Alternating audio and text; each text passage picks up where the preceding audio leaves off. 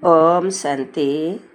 21 October 2025ର ପ୍ରାତଃ ମୁରଲୀ।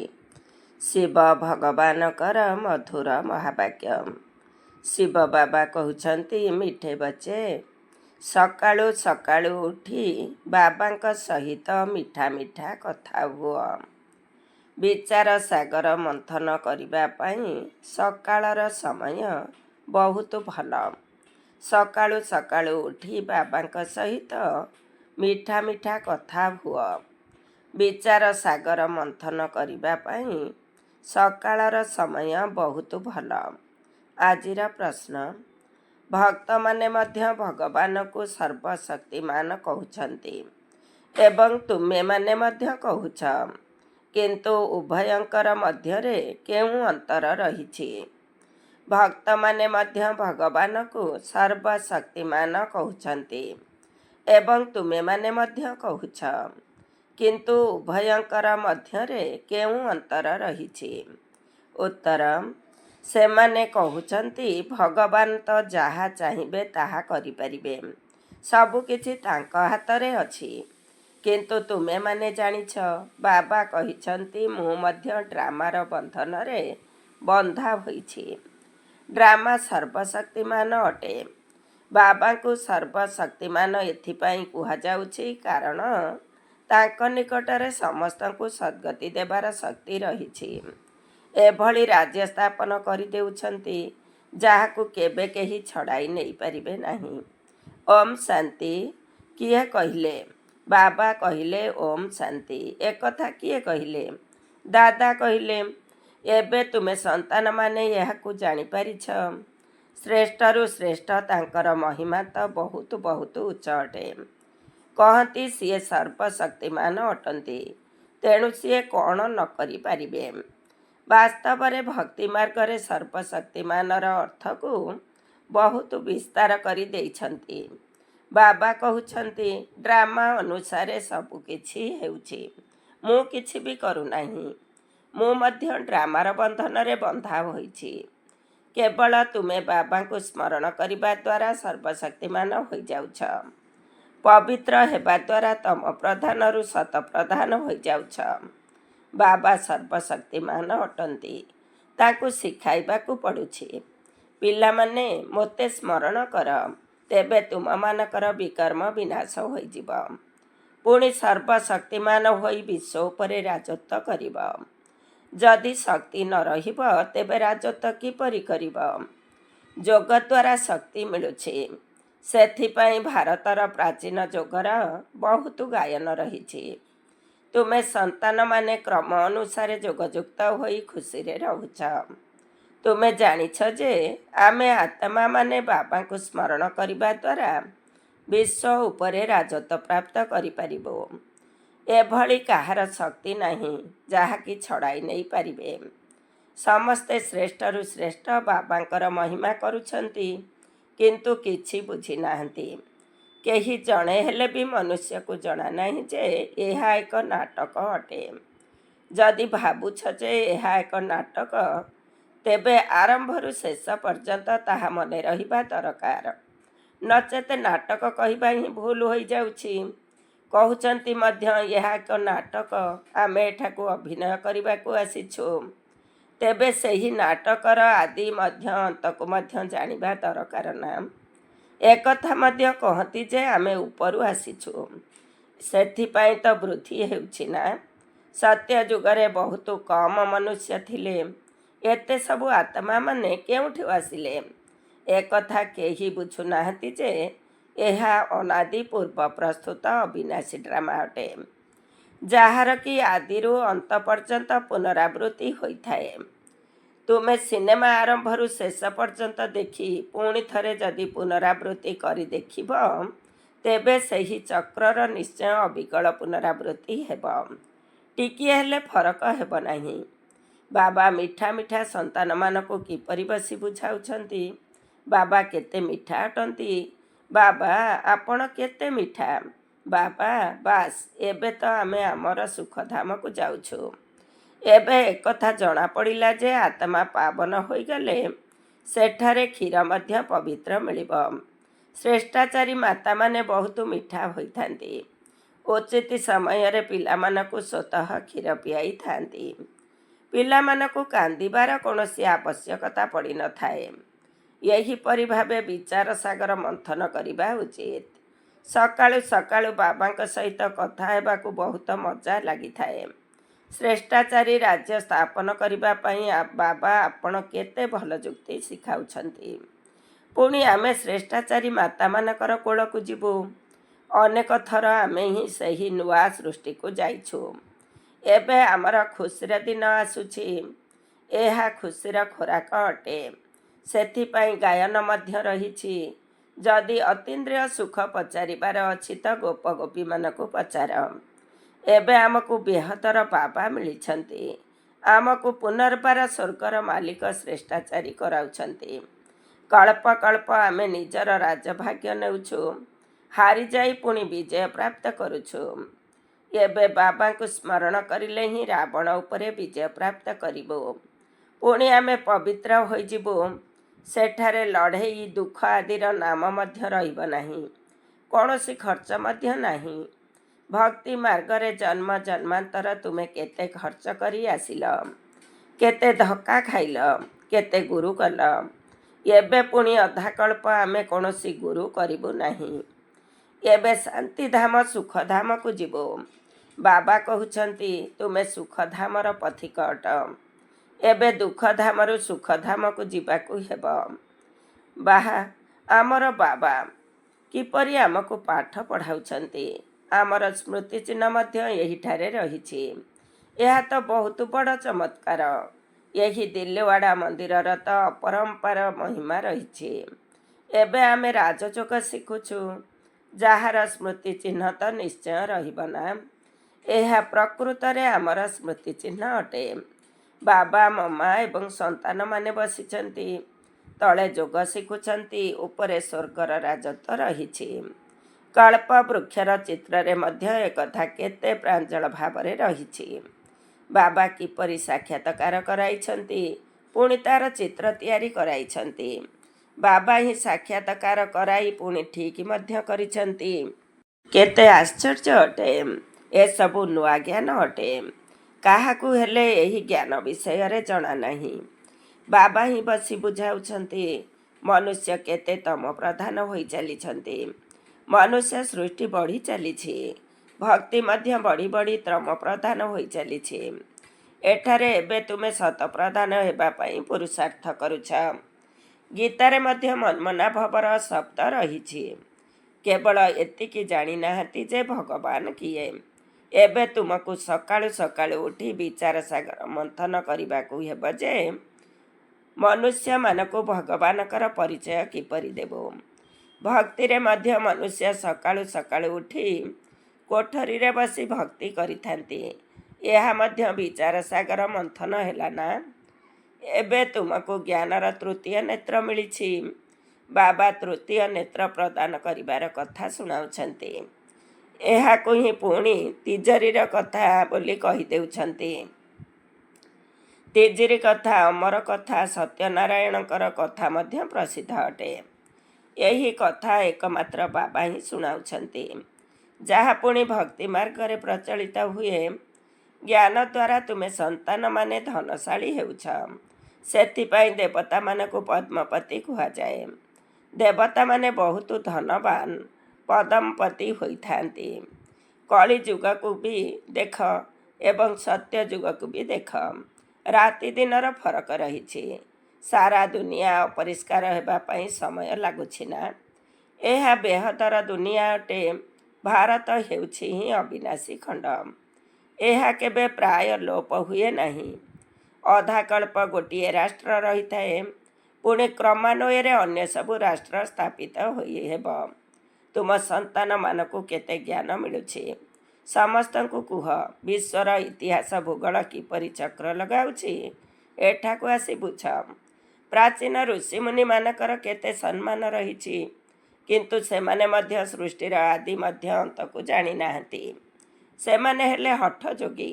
ହଁ, ବାକି ସେମାନଙ୍କ ପାଖରେ ପବିତ୍ରତାର ଶକ୍ତି ରହିଛି, ଯାହାଦ୍ୱାରା ଭାରତକୁ ବାବା ଆସିବା ପର୍ଯ୍ୟନ୍ତ ଅଟକାଇ ରଖୁଛନ୍ତି। ନଚେତ ଜଣା ନାହିଁ ଭାରତର କ'ଣ ହୋଇଯାଇଥାନ୍ତା। ଘରକୁ ରଙ୍ଗ କରାଯାଇଥାଏ ନା, ଯାହାଦ୍ୱାରା ଶୋଭା ପାଇଥାଏ। ଭାରତ ମହାନ ପବିତ୍ର ଥିଲା, ଏବେ ତାହା ପତିତ ହୋଇଯାଇଛି। ସେଠାରେ ତୁମର ସୁଖ ମଧ୍ୟ ବହୁତ ସମୟ ଚାଲିବ। ତୁମ ପାଖରେ ବହୁତ ଧନ ରହିବ। ତୁମେ ଭାରତରେ ହିଁ ରହୁଥିଲ। ସେଠାରେ କେବଳ ତୁମର ରାଜ୍ୟ ଥିଲା, ଏହା କାଲିର କଥା ଅଟେ। ପୁଣି ପରେ ଅନ୍ୟ ଧର୍ମ ଆସିଥାନ୍ତି। ସେମାନେ ଆସି କିଛି ସୁଧାର କରି ନିଜକୁ ପ୍ରସିଦ୍ଧ କରିଛନ୍ତି। ବର୍ତ୍ତମାନ ସେମାନେ ମଧ୍ୟ ସମସ୍ତେ ତମ ପ୍ରଧାନ ହୋଇଗଲେଣି। ଏବେ ତୁମେ ସନ୍ତାନମାନେ କେତେ ଖୁସି ହେବା ଉଚିତ। ଏସବୁ କଥା ନୂଆମାନଙ୍କୁ ଶୁଣାଇବା ଅନୁଚିତ। ପ୍ରଥମେ ତ ବାବାଙ୍କର ପରିଚୟ ଦେବାକୁ ହେବ। ବାବାଙ୍କର ନାମ ରୂପ ଦେଶ କାଳକୁ ଜାଣିଛ। ଶ୍ରେଷ୍ଠରୁ ଶ୍ରେଷ୍ଠ ବାବାଙ୍କର ପାଠ ତ ପ୍ରସିଦ୍ଧ ଅଟେ ନା। ଏବେ ତୁମେ ଜାଣିଛ, ସେହି ବାବା ହିଁ ଆମକୁ ନିର୍ଦ୍ଦେଶ ଦେଉଛନ୍ତି। ତୁମେମାନେ ପୁନର୍ବାର ନିଜର ରାଜଧାନୀ ସ୍ଥାପନ କରୁଛ। ତୁମେ ସନ୍ତାନମାନେ ମୋର ସହଯୋଗୀ ଅଟ। ତୁମେ ପବିତ୍ର ହେଉଛ।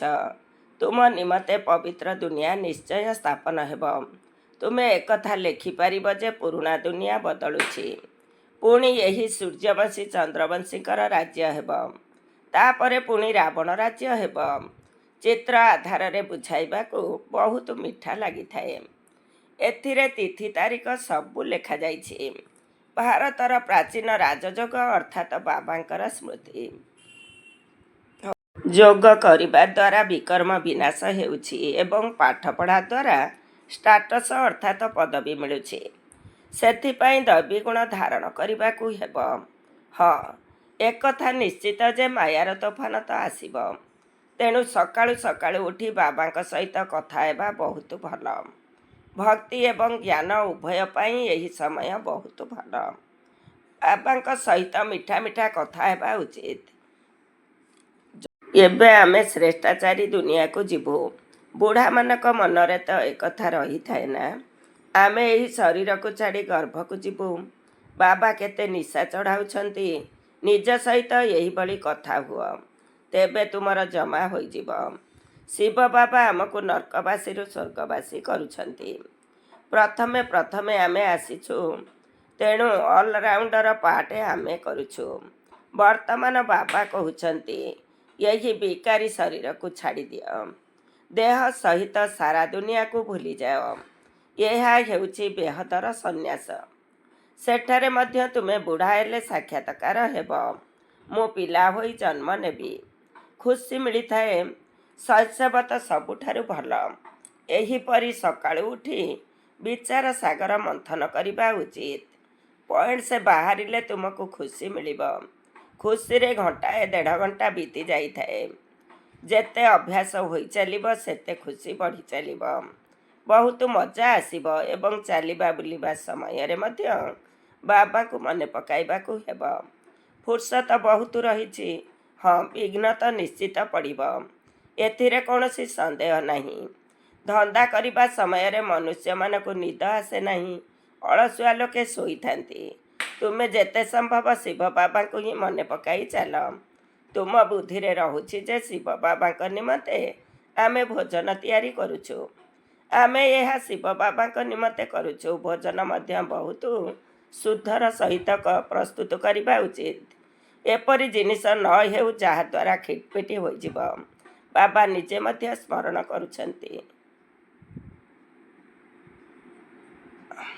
ଆଚ୍ଛା, ମିଠା ମିଠା ଶିଖିଲ ଧେ ସନ୍ତାନମାନଙ୍କ ପ୍ରତି ମାତା ପିତା ବାପଦାଦାଙ୍କର ମଧୁର ସ୍ନେହ ସମ୍ପନ୍ନ ଶୁଭେଚ୍ଛା ଏବଂ ସୁପ୍ରଭାତ। ଆତ୍ମିକ ପିତାଙ୍କର ଆତ୍ମିକ ସନ୍ତାନମାନଙ୍କୁ ନମସ୍ତେ। ଆମ ଆତ୍ମିକ ସନ୍ତାନମାନଙ୍କର ଆତ୍ମିକ ମାତା ପିତା ବାପଦାଦାଙ୍କୁ ନମସ୍ତେ ନମସ୍ତେ, ସୁପ୍ରଭାତ। ଧାରଣା ପାଇଁ ମୁଖ୍ୟ ସାର 1 ନମ୍ବର। ସକାଳୁ ସକାଳୁ ଉଠି ବାବାଙ୍କ ସହିତ ମିଠା ମିଠା କଥା ହେବାକୁ ପଡ଼ିବ। ପ୍ରତ୍ୟହ ଖୁସି ରୂପକ ଭୋଜନ କରିବା ସହିତ ଅତୀନ୍ଦ୍ରିୟ ସୁଖର ଅନୁଭବ କରିବାକୁ ହେବ। 2 ନମ୍ବର, ସତ୍ୟଯୁଗୀ ରାଜଧାନୀ ସ୍ଥାପନ କରିବାରେ ବାବାଙ୍କର ସମ୍ପୂର୍ଣ୍ଣ ସହଯୋଗୀ ହେବା ପାଇଁ ପବିତ୍ର ହେବାକୁ ପଡ଼ିବ। ଯୋଗ ବଳ ଦ୍ୱାରା ନିଜର ବିକର୍ମ ବିନାଶ କରିବାକୁ ହେବ। ଭୋଜନକୁ ମଧ୍ୟ ଶୁଦ୍ଧତାପୂର୍ବକ ପ୍ରସ୍ତୁତ କରିବାକୁ ହେବ। ଆଜିର ବରଦାନ। ଦିବ୍ୟ ଗୁଣର ଆବାହନ ଦ୍ୱାରା ସର୍ବ ଅବଗୁଣ ଗୁଡ଼ିକୁ ଆହୁତି ଦେଉଥିବା ସନ୍ତୁଷ୍ଟ ଆତ୍ମା ଭବ। ଦିବ୍ୟ ଗୁଣର ଆବାହନ ଦ୍ୱାରା ସର୍ବ ଅବଗୁଣ ଗୁଡ଼ିକୁ ଆହୁତି ଦେଉଥିବା ସନ୍ତୁଷ୍ଟ ଆତ୍ମା ଭବ। ଡିଟେଲ୍ସ। ଯେପରି ଦୀପାବଳି ପର୍ବରେ ବିଶେଷ କରି ସ୍ୱଚ୍ଛତା ଏବଂ ରୋଜଗାର ପ୍ରତି ଧ୍ୟାନ ଦେଇଥାନ୍ତି, ସେହିଭଳି ତୁମେମାନେ ମଧ୍ୟ ସବୁ ପ୍ରକାରର ସ୍ୱଚ୍ଛତା ଏବଂ ରୋଜଗାର ପ୍ରତି ଲକ୍ଷ୍ୟ ରଖି ସନ୍ତୁଷ୍ଟ ଆତ୍ମା ହୁଅ। କାରଣ ସନ୍ତୁଷ୍ଟତା ଦ୍ୱାରା ହିଁ ସର୍ବ ଦିବ୍ୟ ଗୁଣ ଗୁଡ଼ିକୁ ଆବାହନ କରିପାରିବ, ଯାହାଦ୍ୱାରା ଅବଗୁଣ ଗୁଡ଼ିକର ଆହୁତି ସ୍ୱତଃ ହିଁ ହୋଇଯିବ। ମନ ଭିତରେ ଯାହା ସବୁ ଦୋଷ ଦୁର୍ବଳତା ଗୁଡ଼ିକ ବା ନିର୍ବଳତା କୋମଳତା ରହିଛି, ସେଗୁଡ଼ିକୁ ସମାପ୍ତ କରି ଏବେ ନୂତନ ଖାତା ଆରମ୍ଭ କର ଏବଂ ନୂଆ ସଂସ୍କାର ରୂପୀ ନୂଆ ବସ୍ତ୍ର ଧାରଣ କରି ସଚ୍ଚା ଦୀପାବଳି ପାଳନ କର। ଆଜିର ସ୍ଲୋଗାନ। ସୋମାନର ଆସନ ଉପରେ ଯଦି ସର୍ବଦା ସ୍ଥିତ ରହିବାକୁ ଚାହୁଁଛ, ତେବେ ଦୃଢ଼ ସଂକଳ୍ପ ରୂପୀ ବେଲ୍ଟକୁ ଭଲ ଭାବରେ ବାନ୍ଧିଦିଅ। ସୋମାନର ଆସନ ଉପରେ ଯଦି ସର୍ବଦା ସ୍ଥିତ ରହିବାକୁ ଚାହୁଁଛ, ତେବେ ଦୃଢ଼ ସଂକଳ୍ପ ରୂପୀ ବେଲ୍ଟକୁ ଭଲ ଭାବରେ ବାନ୍ଧିଦିଅ। ଓମ୍ ଶାନ୍ତି। ଆଜିର ଅବ୍ୟକ୍ତ ଇସାରା। ନିଜ ପ୍ରତି ଏବଂ ସମସ୍ତଙ୍କ ପ୍ରତି ନିଜର ସଂକଳ୍ପ ଦ୍ୱାରା ଯୋଗର ଶକ୍ତି ଗୁଡ଼ିକୁ ପ୍ରୟୋଗ କର। ଶାନ୍ତିର ଶକ୍ତିର ପ୍ରୟୋଗ ପ୍ରଥମେ ନିଜ ଉପରେ, ନିଜର ଶାରୀରିକ ବ୍ୟାଧି ଉପରେ କରି ଦେଖ। ଏହି ଶକ୍ତିର ପ୍ରୟୋଗ ଦ୍ୱାରା କର୍ମବନ୍ଧନର ରୂପ ମିଠା ସମ୍ବନ୍ଧର ରୂପରେ ପରିବର୍ତ୍ତନ ହୋଇଯିବ। ଏହିସବୁ କର୍ମର କଡ଼ା ବନ୍ଧନ ଗୁଡ଼ିକ ଶାନ୍ତିର ଶକ୍ତି ଦ୍ୱାରା ପାଣିର ଗାର ଭଳି ଅନୁଭବ ହେବ। ମୁଁ ଭୋଗିବା ବାଲା ଅଟେ ବା କର୍ମ ଭୋଗକୁ ଯୁକ୍ତ କରୁଛି, ଏହା ନୁହେଁ, ବରଂ ସାକ୍ଷୀ ଦ୍ରଷ୍ଟା ହୋଇ ଏହିସବୁ ହିସାବ କିତାବର ଦୃଶ୍ୟକୁ ମଧ୍ୟ ଦେଖିବ। ମାତେଶ୍ୱରୀଜୀଙ୍କର ଅମୂଲ୍ୟ ମହାବାକ୍ୟ।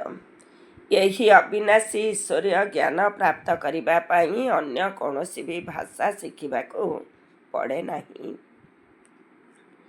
ଆମର ଏହି ଯେଉଁ ଈଶ୍ୱରୀୟ ଜ୍ଞାନ ରହିଛି, ଏହା ବହୁତ ସହଜ ଏବଂ ବହୁତ ମିଠା, ଯାହାଦ୍ୱାରା ଜନ୍ମ ଜନ୍ମାନ୍ତରର ରୋଜଗାର ଜମା ହୋଇଥାଏ। ଏହି ଜ୍ଞାନ ଏତେ ସହଜ ଯେ ଯାହାକୁ କେହି ବି ମହାନ ଆତ୍ମା ଅହଲ୍ୟା ଭଳି ପଥର ବୁଦ୍ଧି ବା ଅନ୍ୟ କୌଣସି ବି ଧର୍ମାବଲମ୍ବୀ ଛୋଟ ପିଲାଙ୍କ ଠାରୁ ଆରମ୍ଭ କରି ବୁଢ଼ା ପର୍ଯ୍ୟନ୍ତ କେହି ବି ପ୍ରାପ୍ତ କରିପାରିବେ। ଦେଖ, ଏହି ଜ୍ଞାନ ଏତେ ସହଜ ହେଲେ ମଧ୍ୟ ଦୁନିଆର ମନୁଷ୍ୟମାନେ ବହୁତ କଷ୍ଟ ବୋଲି ଭାବୁଛନ୍ତି। କେହି କେହି ଭାବୁଛନ୍ତି, ଯଦି ଆମେ ବହୁତ ବେଦଶାସ୍ତ୍ର ଉପନିଷେଦ ପଢ଼ି ବିଦ୍ୱାନ ହୋଇଛୁ, ତେବେ ତାକୁ ଶିଖିବା ପାଇଁ ପୁଣି ଭାଷା ଶିଖିବାକୁ ପଡ଼ିଲା। ବହୁତ ହଠଯୋଗ କଲୁ, ତେବେ ଯାଇ ତାହା ପ୍ରାପ୍ତ ହୋଇପାରିଲା। କିନ୍ତୁ ଆମେ ତ ଏହା ନିଜର ଅନୁଭବ ଦ୍ୱାରା ଜାଣିଗଲୁ ଯେ ଏହି ଜ୍ଞାନ ବହୁତ ସହଜ ଏବଂ ସରଳ, କାରଣ ସ୍ୱୟଂ ପରମାତ୍ମା ଆସି ଏହି ପାଠ ପଢ଼ାଉଛନ୍ତି। ଏଥିରେ ନା କୌଣସି ହଠକ୍ରିୟା, ନା ଜପ ତପ, ନା କୌଣସି ଶାସ୍ତ୍ରବାଦୀ ପଣ୍ଡିତ ହେବାକୁ ପଡ଼ିବ, ନା ଏଥିପାଇଁ ସଂସ୍କୃତ ଭାଷା ଶିଖିବାକୁ ପଡ଼ିବ। ଏଠାରେ ତ ଆତ୍ମାକୁ ନିଜର ପିତା ପରମାତ୍ମାଙ୍କ ସହିତ ଯୋଗ ଲଗାଇବାକୁ ହେବ। ଯଦିଓ କେହି ଏହି ଜ୍ଞାନକୁ ଧାରଣା କରି ପାରୁନାହିଁ, କିନ୍ତୁ ତଥାପି କେବଳ ଯୋଗ ଦ୍ୱାରା ମଧ୍ୟ ବହୁତ ଲାଭ ହେବ। ଏହାଦ୍ୱାରା ପ୍ରଥମତଃ ଆତ୍ମା ପବିତ୍ର ହୋଇଯିବ, ଦ୍ୱିତୀୟତଃ କର୍ମ ବନ୍ଧନ ଭସ୍ମୀଭୂତ ହୋଇଯିବ ଏବଂ କର୍ମାତୀତ ଅବସ୍ଥା ହୋଇଯିବ। ସର୍ବଶକ୍ତିମାନ ପରମାତ୍ମାଙ୍କ ସ୍ମୃତିରେ ଏତେ ଶକ୍ତି ରହିଛି। ଯଦିଓ ସିଏ ସାକାର ବ୍ରହ୍ମାଙ୍କ ଶରୀର ମାଧ୍ୟମରେ ଆମକୁ ଯୋଗ ଶିଖାଉଛନ୍ତି, କିନ୍ତୁ ଯୋଗ ପୁଣି ବି ସିଧା ସେହି ଜ୍ୟୋତି ସ୍ୱରୂପ ପରମାତ୍ମାକୁ କରିବାକୁ ହେବ। ସେହି ଯୋଗ ବଳ ଦ୍ୱାରା ହିଁ କର୍ମବନ୍ଧନ ରୂପୀ ମଇଳା ସଫା ହେବ। ଆଚ୍ଛା, ଓମ୍ ଶାନ୍ତି।